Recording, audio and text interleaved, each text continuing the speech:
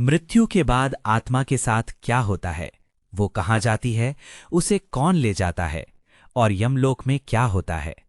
गरुड़ पुराण में भगवान विष्णु ने स्वयं गरुड़ जी को ये रहस्य बताया है। आज हम आपको वही संपूर्ण यात्रा सुनाएंगे जो प्रत्येक आत्मा को मृत्यु के बाद करनी पड़ती है।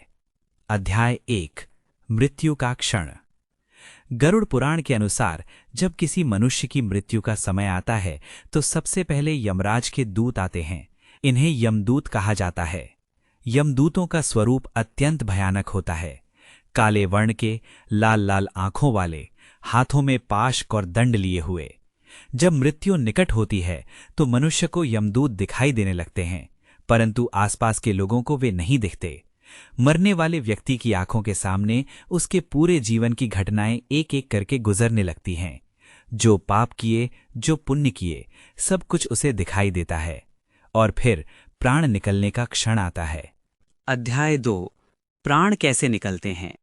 गरुड़ पुराण में बताया गया है कि प्राण शरीर से अलग अलग मार्गों से निकलते हैं। जो पुण्यात्मा होते हैं उनके प्राण ब्रह्मरंध्र से निकलते हैं। ये सिर के ऊपरी भाग में होता है। ऐसी आत्माओं को कोई कष्ट नहीं होता।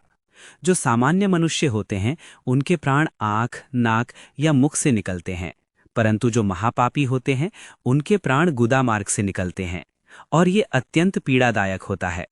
कहा जाता है कि पापी व्यक्ति को प्राण निकलते समय ऐसा लगता है जैसे हजारों बिच्छू एक साथ डंक मार रहे हों। अध्याय 3, यमदूतों का आगमन। प्राण निकलते ही यमदूत आत्मा को पकड़ लेते हैं।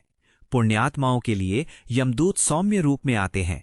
वे उन्हें सम्मान के साथ ले जाते हैं, परंतु पापी आत्माओं के लिए यमदूत अपना भयानक रूप धारण करते हैं। वे आत्मा को पाश में बांधकर घसीटते हुए ले जाते हैं। आत्मा को एक अंगूठे के बराबर का सूक्ष्म शरीर दिया जाता है, जिसे यातना शरीर कहते हैं। इसी शरीर में आत्मा सारी पीड़ा भोगती है। अध्याय 4, यमलोक का मार्ग। गरुड़ पुराण के अनुसार यमलोक पृथ्वी से 86,000 योजन दूर है। इस मार्ग को पार करने में आत्मा को 17 दिन लगते हैं। कुछ ग्रंथों में यह अवधि 47 दिन भी बताई गई है। यह मार्ग अत्यंत कठिन है। रास्ते में वैतरणी नदी आती है। यह नदी रक्त और मवाद से भरी हुई है। इसमें भयानक जीव जंतु रहते हैं। पापी आत्माओं को इस नदी को पार करना पड़ता है। जिन लोगों ने जीवन में गौदान किया होता है उनके लिए एक गाय आती है जो उन्हें अपनी पूंछ पकड़ाकर नदी पार करा देती है। इसीलिए मृत्यु के समय गौदान का विशेष महत्व बताया गया है। मार्ग में भयंकर जंगल हैं, कांटों भरे रास्ते हैं, जलती हुई रेत है। पापी आत्माएं इन सब से गुजरती हैं और असहनीय पीड़ा भोगती हैं।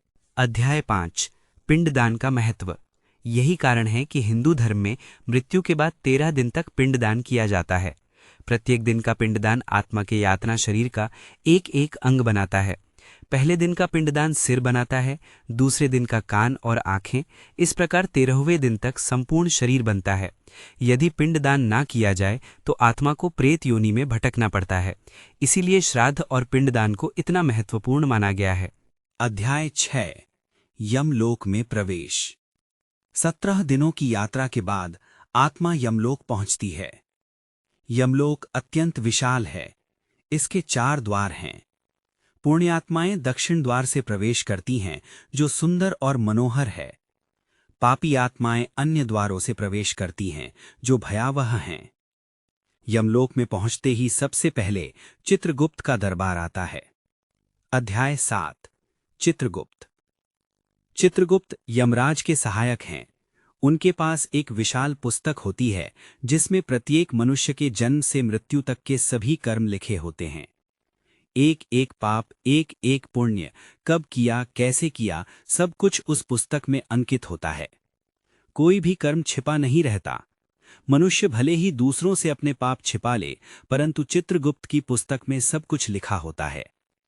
चित्रगुप्त आत्मा के समक्ष उसके सभी कर्म पढ़कर सुनाते हैं। अध्याय 8, यमराज का न्याय। चित्रगुप्त के बाद आत्मा को यमराज के समक्ष प्रस्तुत किया जाता है। यमराज धर्मराज भी कहलाते हैं। वे पूर्णतः निष्पक्ष हैं। न किसी से प्रेम, न किसी से द्वेष, केवल कर्मों के आधार पर न्याय। यमराज आत्मा से पूछते हैं कि उसने जीवन में क्या क्या किया।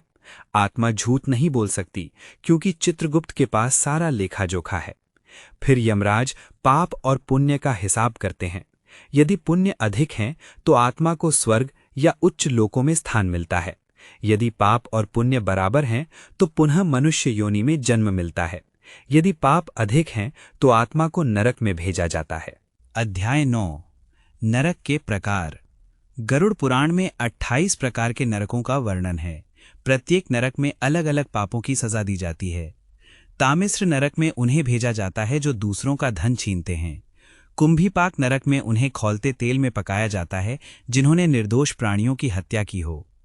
रौरव नरक उनके लिए है जिन्होंने झूठी गवाही दी हो। असीपत्रवन नरक में तलवार जैसे पत्तों वाले वृक्षों के बीच दौड़ाया जाता है। प्रत्येक पाप के लिए अलग नरक और अलग यातना है।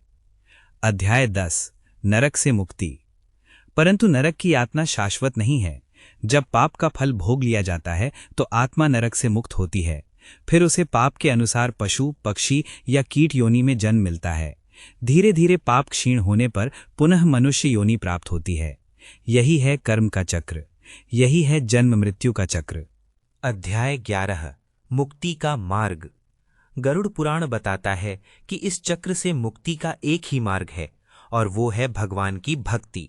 जो मनुष्य जीवन भर भगवान विष्णु या शिव की सच्ची भक्ति करता है, जो निष्काम कर्म करता है, जो सभी प्राणियों में भगवान को देखता है, उसे यमलोक नहीं जाना पड़ता। ऐसी पुण्यात्माओं को लेने स्वयं भगवान के दूत आते हैं, यमदूत नहीं। वे सीधे वैकुंठ या कैलाश जाती हैं और जन्म मृत्यु के चक्र से मुक्त हो जाती हैं।